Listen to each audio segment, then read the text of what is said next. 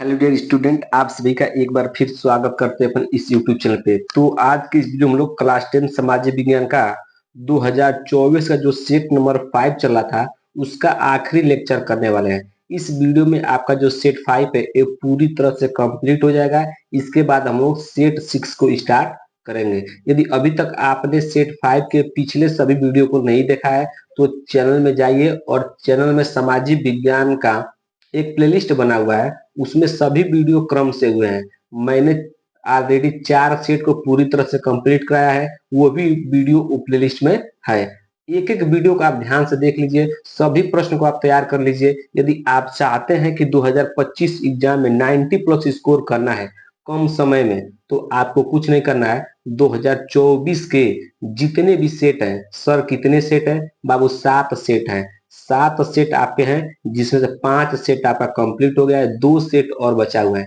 इन्हीं आप 7 सेट को, जितने भी प्रश्न हैं इन सातों सेट में सभी सेट के प्रश्नों को निकाल लीजिए, याद कर लीजिए, समझ लीजिए। बाकी 2025 एग्जाम में इन्हीं सब से प्रश्न आएगा, 100% है। भरोसा रखिए बाबू, इससे एक भी प्रश्न बाहर नहीं जाने वाला है। ठीक है, तो चलिए वीडियो को स्टार्ट करते हैं और इसके बचे हुए प्रश्न को हम कर लेते हैं। यदि आप हमारे चैनल परिवार आए हैं तो चैनल को सब्सक्राइब कीजिएगा और वीडियो को लाइक कीजिएगा। एक एक प्रश्न को लिखने में बहुत टाइम लगता है बाबू, एक एक प्रश्न को खोजने में समय लगता है। तो इस मेहनत का बस आपको क्या करना है, एक सब्सक्राइब कर देना है और वीडियो को लाइक कर देना है। ठीक है, चलिए हमने वर्णनात्मक सेकंड में 5वां और 6वां प्रश्न क्या कर लिया था, कवर कर लिया था। इस वीडियो में हम लोग 7वां और 8वां प्रश्न को देख लेंगे। ठीक है, इसके बाद आपका सेट क्या हो जाएगा, पूरी तरह से कंप्लीट हो जाएगा। ठीक है, बाकी मानचित्र वाला जो संबंधित प्रश्न है इसको मैं क्या करूंगा, उसको वीडियो के अंदर बताऊंगा कि इस इन सभी प्रश्नों को कैसे आपको हल करना है। ठीक है, चलिए देखिए आपका जो 7वां प्रश्न है, 7वां प्रश्न कह रहा है कि बहुराष्ट्रीय कंपनियां विभिन्न देशों की उत्पादन प्रक्रिया को एक दूसरे से जोड़ती है, इस कथन को स्पष्ट कीजिए। तो जो 7वां प्रश्न है ये मैंने पिछले सेट में करा दिया है, ठीक ना। आप जाकर पिछला सेट देखेगा, उसमें बहुराष्ट्रीय कंपनियों के बारे में मैंने बता दिया, एकदम लिख कर उसका आंसर आपको दिया है। ठीक है, तो इस वीडियो हम लोग इस प्रश्न को नहीं करेंगे, इसका जो अर्थ वाला प्रश्न दिया है इसको हम लोग कर लेंगे, क्योंकि ये प्रश्न ऑलरेडी करा दिया है। इस प्रश्न को करा दूंगा तो आपका दोनों प्रश्न क्या हो जाएगा, क्लियर हो जाएगा। ठीक है, और ये सभी प्रश्न कितने नंबर का है, 6 नंबर का है। ठीक है, तो इंपोर्टेंट प्रश्न है। अथवा का प्रश्न दिया है कि भारतीय, देखिए आपको एग्जाम में कोई एक ही करना है, या तो ये वाला कीजिएगा या तो अथवा वाला कीजिएगा। ठीक है, लेकिन मैं दोनों करा दे रहा हूँ ताकि आपको कोई भी प्रश्न इन दोनों में से आ जाए तो आप कर लीजिएगा। ठीक है, देखिए अथवा प्रश्न कर रहा है कि भारतीय अर्थव्यवस्था में अधिक रोजगार विकसित करने के साधनों को स्पष्ट कीजिए। ठीक ना, मोस्ट वांटेड एबी क्वेश्चन है। इसका आंसर आपको कैसे लिखना है वो मैं आपको बता देता हूँ। ठीक ना, सबसे पहले इसको मैं साइड करता हूँ और आपको उत्तर को बताता हूँ। ठीक है, सबसे पहले आपको हेडिंग लगाना है, पहला इसमें आपसे पूछा है ना, तो हेडिंग पहले लगाना है कि ग्रामीण क्षेत्रों में विकास। ठीक ना, यदि आप ग्रामीण क्षेत्रों में विकास करेंगे तो भारतीय अर्थव्यवस्था में अधिक रोजगार क्या हो जाएगा और इसी तरह विकसित हो जाएगा। ठीक ना, तो पहला क्या लिखना है आपको, हेडिंग लगाना है ग्रामीण क्षेत्रों में विकास। देखिए एक एक प्रश्न को मैंने लिख कर आपके लिए लाया है ताकि आपको इधर उधर कहीं भी नहीं जाना पड़े। ठीक है, तो बस आपको क्या करना है, एक सब्सक्राइब कर देना बाबू। एक सब्सक्राइब हमारे अंदर बहुत ज्यादा मोटिवेशन भर देता है आपके लिए। ठीक है, और कमेंट भी कीजिएगा कैसा लगा वीडियो। ठीक है,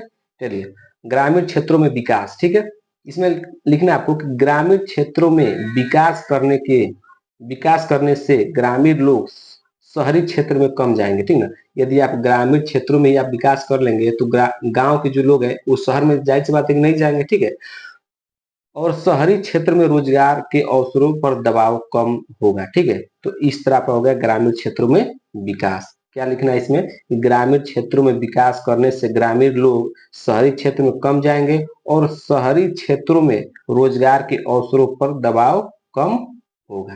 ठीक, ये आपका पहला पॉइंट हो गया। ठीक है, अब देखिए इसी इसी तरह आपको पॉइंट वाइज आपको अपने एग्जाम में लिखना है, पूरा फुल नंबर मिलेगा यदि आपने इसको पॉइंट वाइज लिखा तो। ठीक है, चलिए दूसरा पॉइंट आपको क्या लिखना है, दूसरा पॉइंट आपको लिखना है कि विकेंद्रीकृत विकास। ठीक ना, विकेंद्रीकृत विकास, इसमें लिखना है कि विकेंद्रीकृत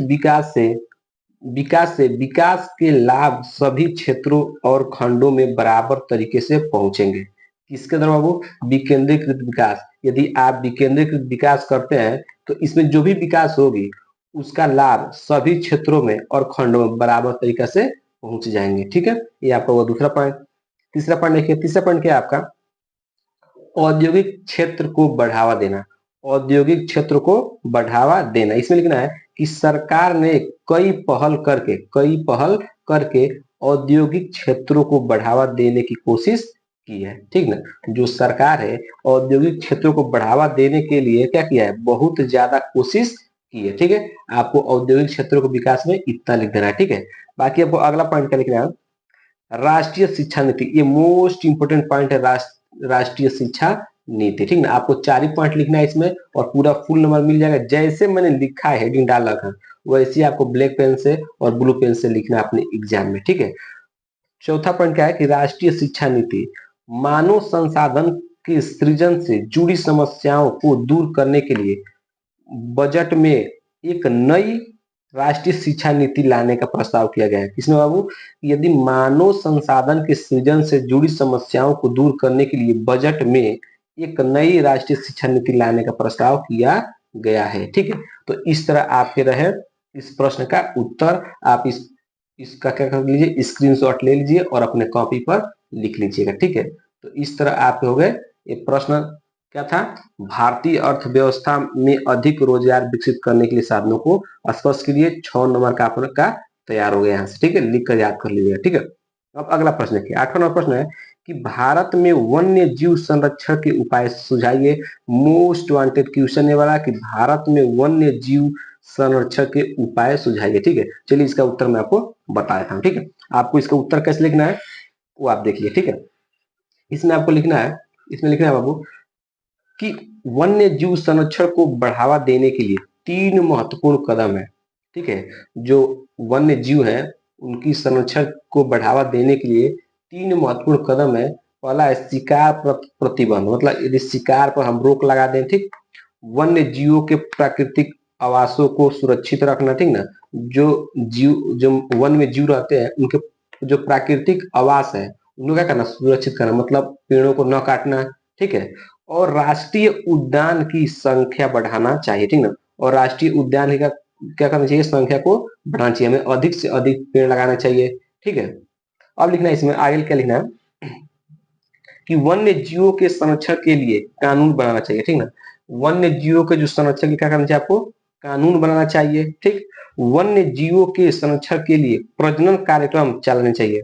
ठीक ना, जो वन्य जीव हैं इनके संरक्षण के क्या करना चाहिए, प्रजनन कार्यक्रम चलाना चाहिए, ताकि क्या हो, जीव बढ़े आपके। ठीक है, ठीक, अगला इसमें लिखना है कि वन्य जीवों के बारे में सामयिक गणना करनी चाहिए। ठीक ना, सामयिक क्या करना चाहिए, गणना करनी चाहिए। ठीक, अगला लिखना है इसमें कि वन्य जीवों के संरक्षण के लिए परियोजनाओं को शुरू करनी चाहिए। ठीक ना, वन्य जीव क्या करना चाहिए, आपको परियोजना क्या करना चाहिए, शुरू करना चाहिए, ताकि हम क्या करें कि जो भी जीव जंतु है वो सुरक्षित रह सके। ठीक है, ठीक, तो ये आपका रहे इस प्रश्न का उत्तर। आप इसका स्क्रीनशॉट ले सकते हैं। बहुत आसान लैंग्वेज है बाबू, इससे ज्यादा आसान हो नहीं सकता। ठीक है, बस आपको लिखना है और अपने और याद कर लेना है। ठीक है, तो ये आपका 8वां का उत्तर रहा। ठीक है, तो इस तरह आपका ये क्या हुआ, सेट भी कंप्लीट हो गया। सभी प्रश्नों को मैंने लिख कर आपको दे दिया है, बस आपको लिख कर याद कर लेना है। ठीक है, अब बच्चा मानचित्र संबंधित प्रश्न, इसको क्या करेंगे सर। ठीक है, तो मैंने आपको बताया है कि मानचित्र वाला जो भी सवाल है,